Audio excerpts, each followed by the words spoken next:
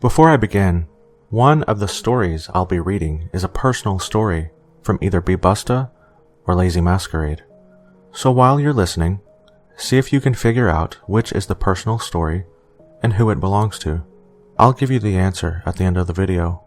If you would like to hear my personal story, you can visit Busta or Lazy Masquerade's channel to see if you can guess which one was mine. This was back in high school. I was driving my friends around and it was around 10 p.m. in the wintertime. There were 5 of us.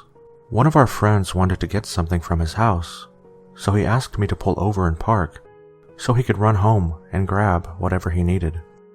For some reason, he didn't want us to know where he lived for safety reasons. He was not a close friend of mine, just a casual friend, so I had never been to his house before. As I pulled over, we noticed there was a woman walking her dog.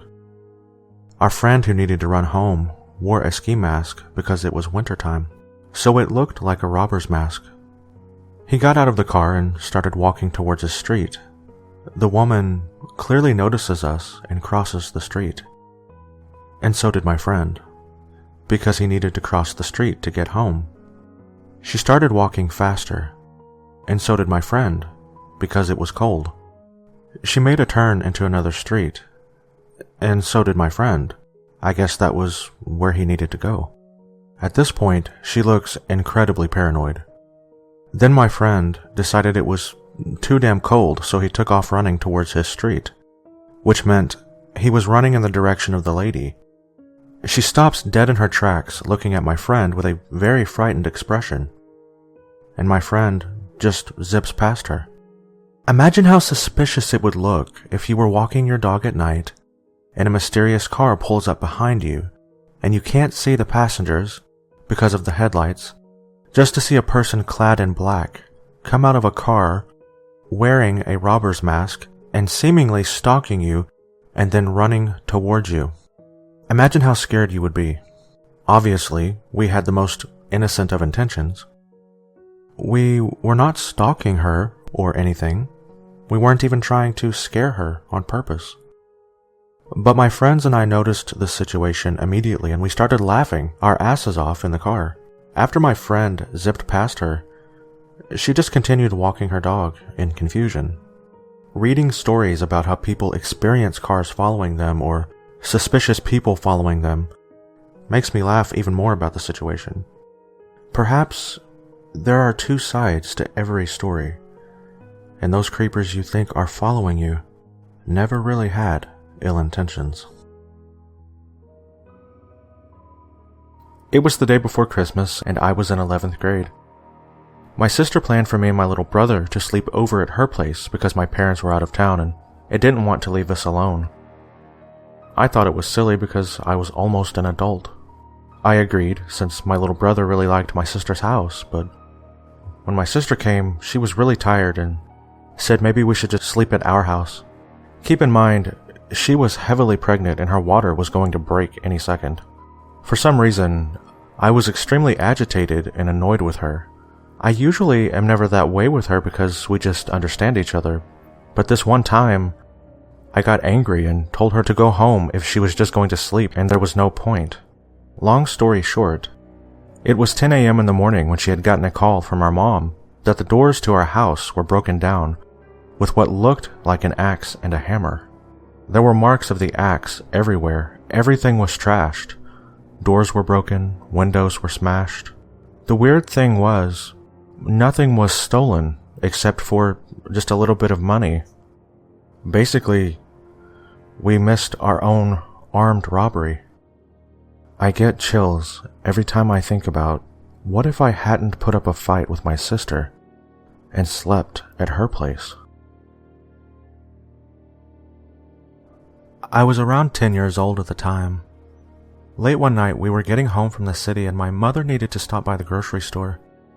Back then, it wasn't unusual for kids to be left in the car while their parents ran in. I was sitting in the back seat while the car was running, listening to the radio. The parking lot was almost deserted, and it was very dark. That's when I felt my door try to open, but it was locked. I looked out the window, and there was a tall, blonde man staring back at me. I was terrified. I saw him look at the driver's door and I quickly reached over to lock it. Then I locked the other doors as well. Through the glass he smiled, the creepiest smile I'd ever seen. Almost a snarl. He said he knew my mother and that she agreed to give him a ride home and to let him in. In all honesty, that sounded like something my mom would say. However, I yelled through the glass that I'd wait for my mom before I unlocked the door. Then he said, "Okay, but can you at least roll down the window so I can put my bags in?" I saw no bags.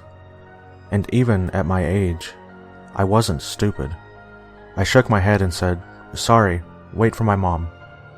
His smile turned into absolute anger.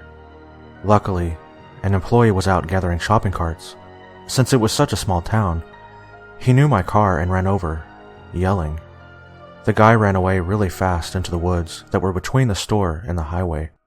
I started crying and the employee asked if I wanted to come into the store. I was really scared, so I said I just wanted to wait for my mom. He stayed next to the car until she came out and told her what happened. They called the police and they asked me a bunch of questions, but I had never seen the man before. I'm so thankful for the employee of the store. He probably saved my life. My line of work requires me to work with some interesting and colorful characters, some of which require particular caution and care when interacting with. I have felt fearful on more than one occasion within my line of work. However, none more so than a year ago. It was winter time and the brisk air lashed at my face as I made my way to a unit complex to meet a family I had contacted a day earlier. The plan was to meet in my office the previous day. However, no one ever turned up. As I trudged down the driveway towards the unit complex, I realized I was now making my way to see people who clearly did not want to be seen. So I was a little nervous about how things would turn out.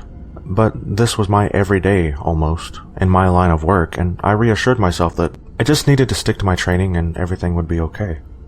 On this particular day, a colleague and I had decided to contact the police for our visit. There was intel on the family that the father was known for being hostile.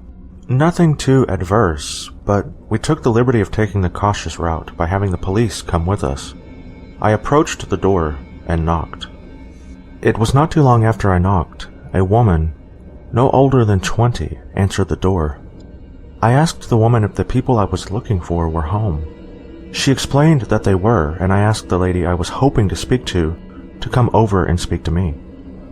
The mother spoke a foreign language, so I was obliged to contact an interpreter over speakerphone. Once I did, I asked the woman if the police, I, and my colleague could enter the premises to talk. The woman said this would be okay. Upon entering, it became immediately apparent that I had walked into the home of someone extremely dangerous. The police seized multiple weapons which included swords, knives, and various homemade shivs. But worst of all, an entire meth lab was located on the premises, in the back room of the home. The room was filled with drug paraphernalia, as well as cooking tops, glassware, foils, glass meth pipes, and various chemicals used to make illicit substances. The smell within the room was almost overbearing. It smelled like extremely strong chemicals.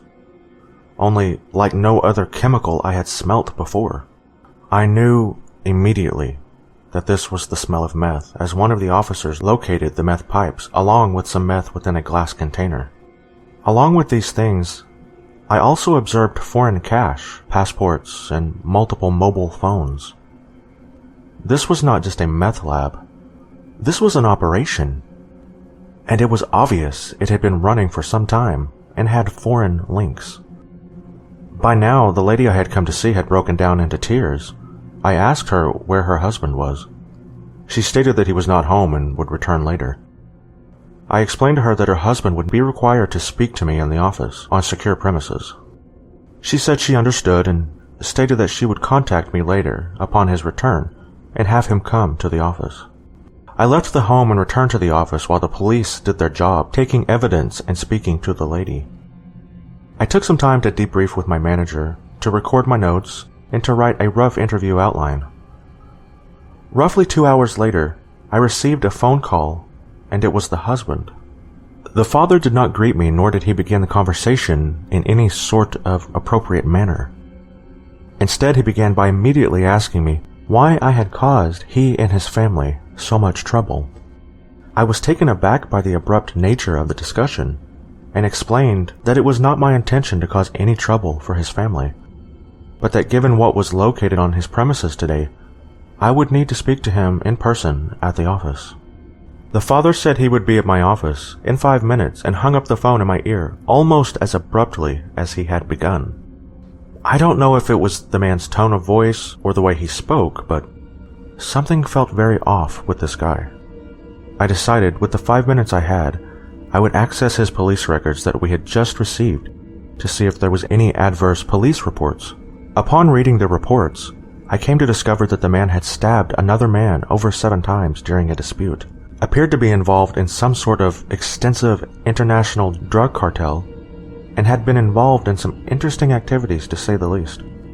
When the man arrived, I asked him to take a seat until I could obtain a security room where I could have a proper discussion, as I was currently standing behind bulletproof glass at the front counter. I organized the room and the man was buzzed in. The man was stocky, about 5'9", and appeared jittery. Without going into all the specifics of the conversation, I spoke to the man about what had occurred and asked his thoughts on the entire thing. The man could not sit still and continued to jitter around and blink rapidly while answering. He stated that he knew how to make meth, that he used meth, but that he did not manufacture it. I said to the man that I found this hard to believe, given what had been discovered in his home today. I then asked the man about the police events I had read and what had happened. The man stared blankly, and with even the slightest glimmer of emotion, he said, as a matter of fact, that he had stabbed the man. I asked him how many times and where. The man said too many times to count, and everywhere. It was at this time that I realized I was not just dealing with a dangerous person, but also a potential psychopath or sociopath. The way the man provided information about his attempt to end another person's life, so matter of fact, was bone-chilling, and the lack of empathy within his explanations as to why he did things was extremely worrying. I knew I had to end the interview as quickly as possible in order to remain safe. Not too long after this, I was able to bring the meetings to an end.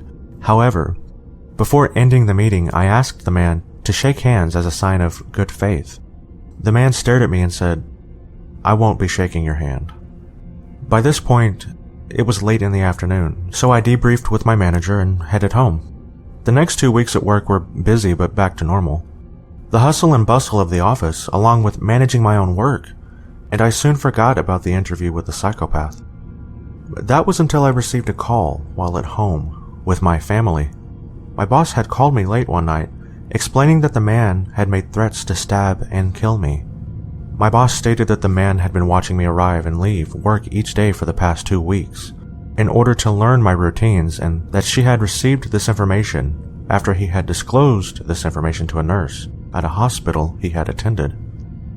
My boss said that he knew I needed to press a buzzer to get into my building, which required me to wind down my window of my car each morning. All of this had me terrified. This guy was the real deal and was preparing for something. My boss informed me that it was not safe to come to work at the moment and asked me to work at an alternate location and to swap work cars each day to ensure the man did not know what car I was in. I was terrified at this stage. Did he know where I lived? Was my family going to be safe? Would the man attack one of my colleagues? 1,000 thoughts raced through my head as I sank down into a chair and began to contemplate my next steps. I spent the next 6 weeks watching over my shoulder and out the rearview mirror of my car to ensure I wasn't being followed. I ensured my family all took precautions, and we all remained contactable as I spent the next 6 weeks hidden. The good news is that nothing has happened to me or my family, and life became a little easier after some time. The bad news is that the man moved home with his family, and I have no idea where he has gone. In fact, no one knows where he has gone, not even the police. It's as if he and his family just disappeared off the face of the earth. And although I am a little more relaxed a year on, I still find myself looking in my rearview mirror sometimes. So did you figure it out? Which one was the personal story? How about who it belonged to? Okay, I'm going to give you the answer, so if you'd like some more time, pause the video. Ready? The personal story belonged to Busta, and it was the very last story. Hope you enjoyed the stories, guys. Again, if you want to hear my personal story, you can visit one of their channels and see if you can figure out which one was mine. Thanks, guys.